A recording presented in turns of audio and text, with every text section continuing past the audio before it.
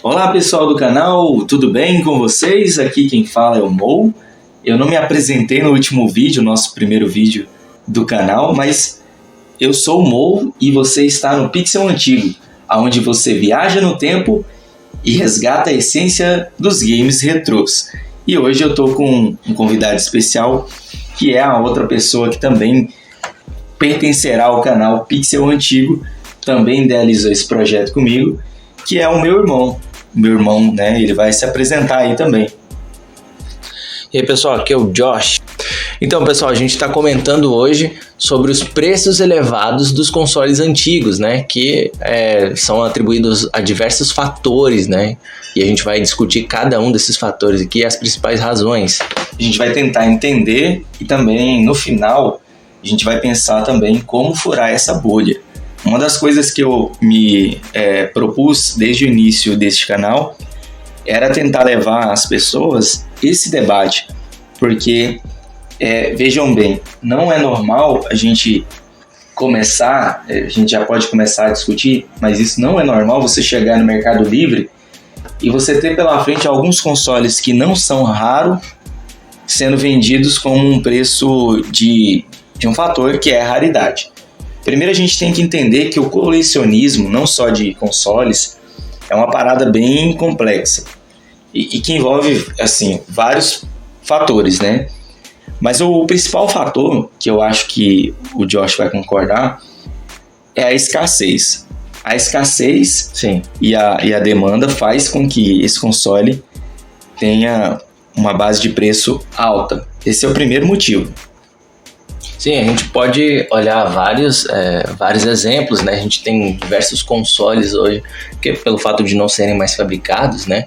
Eles acabam tendo valores extremamente altos, até porque é difícil de encontrar um funcionando, e quando encontra, até mesmo seja os jogos ou as peças de reposição, a gente não tem. A gente encontra cenários como Nintendo 64, onde a gente não tem mais cartuchos ali sendo fabricados, e até mesmo os que são piratas, né?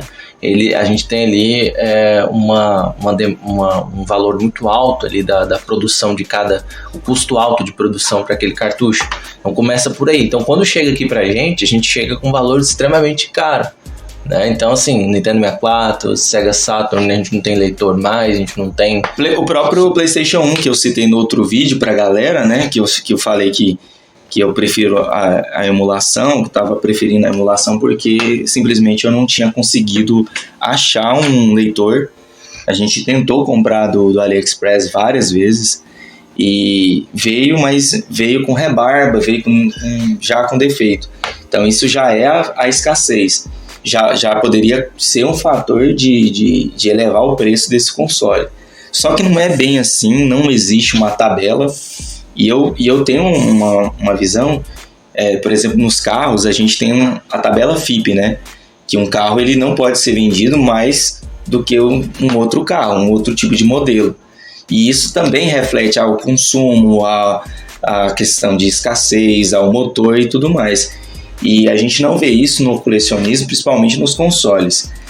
O preço que é vendido em um determinado site é totalmente diferente. No Mercado Livre, cara do céu, tem uns preços que a gente vai comentar, lá é surreal os preços. Em outros lugares é mais caro ainda do que o normal, tipo na minha cidade, alguns consoles aqui são chamados de raro e não são. E aí a gente tem que analisar isso também. Outra coisa é o fator nostalgia. A nostalgia vale caro, né? Então eu tô brincando com a emoção de alguém.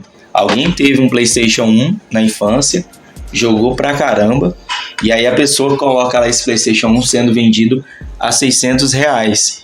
E aí, o cara teve na infância, então ele vai comprar. Então, o valor sentimental também é muito influente nessa elevação de preços que existe na internet. Para alguns consoles a gente tem a situação, né? Por exemplo, várias pessoas jogaram Super Nintendo e não é por isso a gente encontra o Super Nintendo às vezes não tão perfeitos, mas a gente encontra alguns que estão sendo vendidos a um preço extremamente alto pelo fator nostalgia, né? Às vezes a pessoa ela coloca um valor mais de nostalgia, porque ele entende que aquele console foi especial e tem outras pessoas que também vão entender isso. E aí ele coloca aquele valor justamente esperando receber mais pela nostalgia que alguém teve no passado para poder comprar. E outra coisa que eu acho que dá para entender também são o fato de que alguns colecionadores, isso é fato, e se você parar para pensar, você vai chegar nessa conclusão, eles também são pequenos investidores. Claro que são. Claro que quando você compra algum console, esses colecionadores, eles estão visando já o quanto ele pode ser valorizado no futuro. Por exemplo, um console que eu acho que vai ser muito valorizado no futuro é o Wii U, porque ele teve uma época muito curta e teve muitos consoles até que saiu, mas teve uma faixa curta, né? Veio o Switch depois, e esse console ele tá quase no mesmo preço do Switch. Na minha cidade, por exemplo, ele tá no mesmo preço do Switch Lite, né? E é um console que é mais velho um pouquinho, né? E ele vai ser, com certeza, muito mais elevado também pelo fato de poder fazer o full set dele, né? Que são poucos jogos para fazer o full set. Acho que 300 jogos, posso estar falando besteira, mas eu acho que é mais ou menos aí. Isso, no caso do Nintendo Wii U, né? Ele também teve o desbloqueio, que isso agrega mais valor ainda pro videogame, né? Então, não na parte de colecionismo, né? Mas agrega de pessoas querer ter esse console, porque você pode jogar os jogos do Wii em Full HD, que o Wii ele vai só até a 480 pixels, e pode jogar GameCube também nativamente, e é um rei de emulação. Agora a gente vai pensar um pouco em como furar essa bolha, né? O que a gente pode fazer para furar essa bolha que criou em cima desses preços. Vou dar para vocês alguns exemplos e vocês vão concordar comigo. Por exemplo, o Atari Jaguar. Ele é um videogame raro, isso é fato. Teve uma jornada muito curta, teve poucos jogos e ele é encontrado aí a 6 mil, 13 mil reais, 5 mil reais. Até que, se a gente for parar para pensar nesse poder de fator nostálgico, um fator que a gente já levantou aqui, até que tem uma explicação, né? Você vê, o Atari Jaguar, ele foi um dos piores, no caso, um dos mais mal vendidos na época, né? Então, assim, se eu for pegar naquela época, ele era vendido a um valor bem mais abaixo do que o valor que é vendido hoje. Hoje, acho que o que torna ele caro é só o fator mesmo de você ter o videogame ali, a questão de nostalgia, porque até mesmo os jogos são ruins. Né? São ruins, nem tem muitos jogos, né? Muitos jogos. Eles, se eu não me engano, eles nem passaram da casa de 1 milhão de consoles vendidos. É muito pouco. Até o 3DO vendeu mais. A maioria dos jogos são clones, né? Então, assim, ninguém. Às vezes a pessoa vai comprar um videogame desse só pra ter mesmo, porque ninguém acho que vai querer ter um console que foi tão, assim, ninguém teve nostalgia, acho que ninguém teria nostalgia aqui no Brasil, até porque ninguém, acho que... É isso também, esse aí não tem apego emocional que faz esse preço. É o fator, assim, ser raro, só que ele não chega a ser muito raro. Talvez. Mas é mais raro do que os outros exemplos que eu vou citar agora. Por exemplo, um console Sega Saturn original lacrado de fábrica. Sabe quanto ele está sendo vendido? 11 mil reais. Aí você fala assim, ele tá lacradíssimo, a embalagem tá em perfeito estado. Não tá em perfeito estado, pelo anúncio que eu tô vendo aqui no Mercado Livre. E detalhe, é uma caixa nacional. Então quer dizer o quê? Teve distribuição no Brasil, coisa que PlayStation não teve distribuição. E sendo vendida a 11 mil reais, não, aí eu já acho... surreal. O único ponto ali que o cara disse, nunca foi aberto. Isso já significa 2 pontos. Pode ser que não tá funcionando. E ele não chegou nem a testar. Né? Agora, pautando do Sega Saturn e o Atari Jaguar, eu acho que o que mais pega nesses 2 videogames, talvez, né? Eu acho que não justifica o valor alto, mas o que pega mais seria a questão dos emuladores, né? E isso, no caso do Saturn e do Atari Jaguar, nem o emulador consegue. Agora o Atari Jaguar, não sei se você sabe, lançaram um emulador perfeito para ele no Android. Provavelmente o futuro da emulação do Atari Jaguar vai estar perfeito. Agora o Saturn realmente é uma coisa de louco. Então Pode ser também, mas mesmo assim não justifica. Teve distribuição nacional. E olha as perguntas que a gente vê, cara. Mas se nunca abriu, como você sabe se tá funcionando? Aquilo que a gente acabou de colocar. Aí o cara, funciona assim, amigo, o aparelho é lacrado. Ué, mas temos um aberto mais em conta, com caixa, saindo por R$1.000. O que ele falou ali, ó? Pois está lacrado. Já viu algum aparelho lacrado com defeito? Eu nunca vi. O cara ainda é grosso ainda. Já vi aqui. Não, e tem uns caras aqui que falam assim, ó. 5.000 eu fecho. Aceitam Neo Geo. Tem uns caras loucos aqui, real, quer comprar. Outros também que falam que quer trocar no Fusca velho. Cara, olha só a situação. O cara trocando carro no videogame. O videogame é um brinquedo, né? Assim, é um brinquedo, né? Assim, olha o outro aí que eu também não consigo entender. O Dreamcast. Olha o preço do Dreamcast. O Dreamcast, ele é engraçado isso, né? Porque há uns anos atrás, eu lembro que a gente foi numa loja de videogames e lá tinha PlayStation 1, Dreamcast para vender. Claro que o salário mínimo naquela época era em torno de uns 750, 800 reais. Mas assim, se for levar em consideração, naquela época a gente comprou um Dreamcast por cerca de 120, 150 reais. O videogame para ser vendido. E assim, não tem muito tempo, acho que deve ter no máximo, assim, uns 10 anos. E evoluiu muito, tem muitos consoles que eu vou citar alguns exemplos aqui, que eles subiram de preço com essa onda do colecionismo, né? E o Dreamcast foi um desses. O GameCube mesmo subiu demais, mas o GameCube não teve distribuição. Então, para mim, é justificável. Só que o GameCube você não encontra a 11.000, você encontra a 1.300... a 900, são preços mais... um preço mais honesto, né? Pra quem tem vontade de jogar GameCube, ele pode escolher jogar ou no Wii ou no Wii U. Né? Existe essa possibilidade aí. E o Wii ainda tem o controle idêntico, então não faz sentido. Né? Você pode conectar o controle do GameCube, vai funcionar como GameCube, de fato. Né? Aqui em Goiânia, que é a nossa cidade, Natal, tem um anúncio, que já tem muito tempo já, que o cara tá vendendo um Action Set do Nintendinho por R$15.000. Tem muito tempo que esse anúncio tá lá. Ele não vai vender.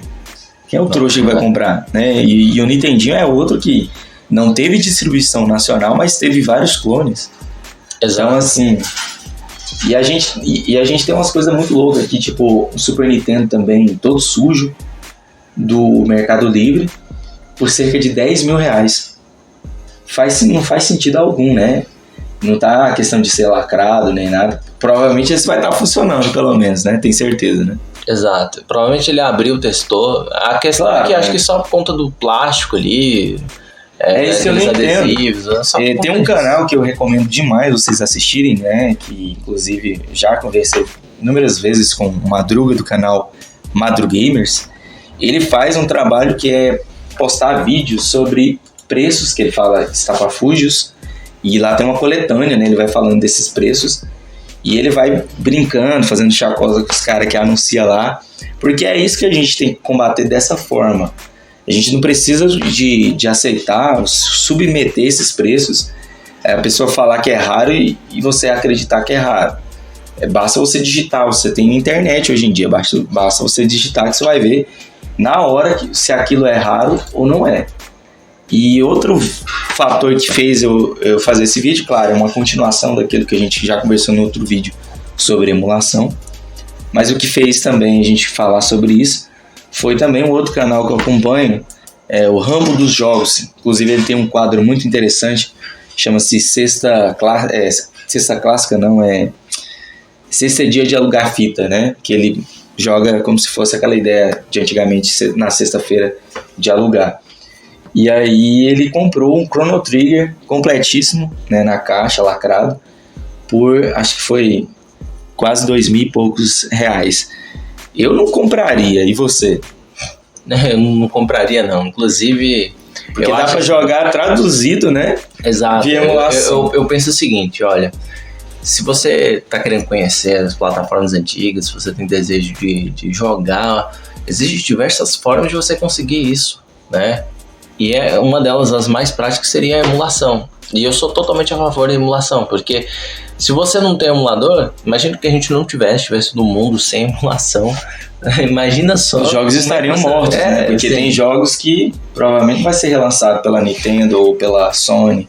Exato. Ou pelas outras companhias. É que nem aconteceu com o 3DS. A Nintendo desligou a loja de vendas lá dos jogos que só tinham na Nintendo eShop lá. E ao desligar, esses jogos não tinham em nenhum outro lugar. Só conseguiram pegar os jogos que foram baixados para rodar no emulador de 3DS. Ao que tudo indica lá, é só assim que eles conseguiram. E se não, porque a Nintendo tá cagando.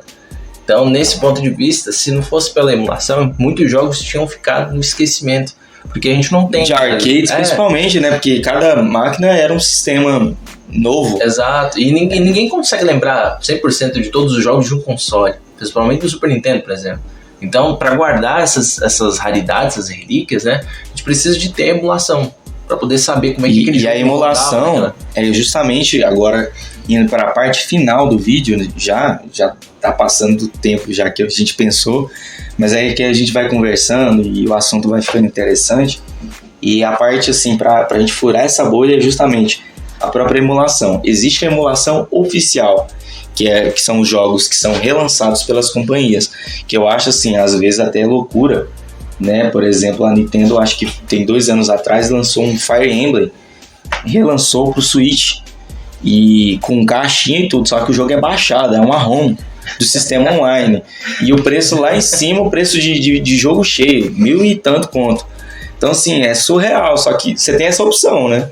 Os caras lançaram com valor nostálgico. Valor nostálgico. A nostalgia foi muito cara nesse ponto. Aí outra forma também que eu acho, que penso assim, que deve minimizar isso, é buscar comprar em local menos conhecido, realmente. Tentar procurar, por exemplo, uma coisa que eu faço muito, que é ir nos marketplaces da vida, do Facebook, do LX, e pesquisar os jogos, não na aba na categoria videogames. E também tira os anúncios que são privados. Coloquem os anúncios que são só particulares, que são de pessoas comuns mesmo.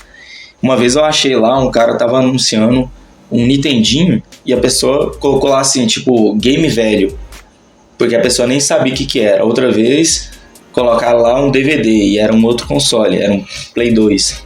Então, tipo assim, a forma que você tem é comprar de pessoas que não conhecem, porque as pessoas que conhecem hoje em dia, elas querem entrar na bolha porque querem lucrar. A gente sabe que o ser humano é assim. Sim, eu já vi vários anúncios, que inclusive você já deve ter visto também, anúncios de videogames que às vezes as pessoas não deram tanta importância em alguns interiores daqui do estado de Goiás. Seria o Xbox sendo vendido a um preço justo, eu vi lá um preço até baixo, sabe? Um cara vendendo lá por 200 e pouquinho mais ou menos, eu achei justo, porque é um console difícil de achar. O cara vendendo um Super Nintendo a R$100 com 2 controles aqui próximo aqui de Goiânia também. Então, não assim, anuncia muito não, que pode ser que eu vá atrás dele. Mas a outra ideia também é tipo aquelas lojas de brechó. Às vezes brechó tem também. Eu já encontrei no brechó também. Então, tipo assim, a ideia é isso, é garimpar cada vez mais. O ruim, aí eu volto a falar dos youtubers, é que essa prática mostrou para mais pessoas garimpar. Aí aquilo que era mais raro, da pessoa conseguir com mais facilidade, começou a se tornar difícil, porque as feiras ficaram sendo frequentadas por muitos que querem começar uma coleção. Mas ainda é lá que você vai conseguir os preços mais justos. E esperar a promoção também. É claro que jogos antigos a gente sabe que é meio complicado, mas a maior indicação, ao meu ver, são os emuladores. Exceto o Saturn. O Saturn não tem jeito. Mas a emulação, principalmente do PlayStation 1, né? Ela é muito boa. Ela é perfeita, praticamente. A gente consegue ter uma emulação boa da maioria dos consoles, né? Eu acredito que conforme for passando o tempo e a emulação ela for evoluindo, né? Muitas pessoas, para poder lembrar dos jogos, elas vão optar mais por jogar em emulação, né? Hoje é caro aquele Mr. FPGA, mas eu acredito que como um todo a gente vai ter uma emulação melhor no futuro, e isso a gente vai conseguir, né, ter público maior jogando em emulação. Inclusive dá até para jogar online. Quem quiser jogar online aí, chama um ou outro para jogar uma partida. Eu mesmo já joguei, Nintendo 64. Dá pra jogar online, tem Retro Achievements no RetroArch, né? Com Conquista, que isso praticamente renovou os jogos antigos. Então, assim, ao meu ver, quando eu criei o canal e o meu irmão fez parte, quando a gente criou o canal, né? Eu tive a ideia, depois passei para ele, convenci ele a fazer parte do projeto. Eu falei para ele que eu queria conversar sobre games. Isso aqui é um diálogo, né? Não quer dizer que é um 100% verdade, assim, que você deve fazer total aquilo que a gente está falando. Mas a gente está pensando, né? Como furar essa bolha. E essa é a pergunta que eu deixo no final do vídeo para você comentar aí, para deixar nos comentários. Como furar essa bolha da comunidade retro gamer, desses preços altos que existem hoje? O que fazer para ter os preços mais justos? Deixem os seus comentários aí, deixe o seu like e a gente se vê no próximo vídeo. É isso aí, pessoal. Despenca no like aí, se inscreve no canal e ajuda a gente aí comentando, curtindo os vídeos para a gente poder trazer mais conteúdo para vocês, tá bom? Muito obrigado aí e até a próxima, pessoal. Falou!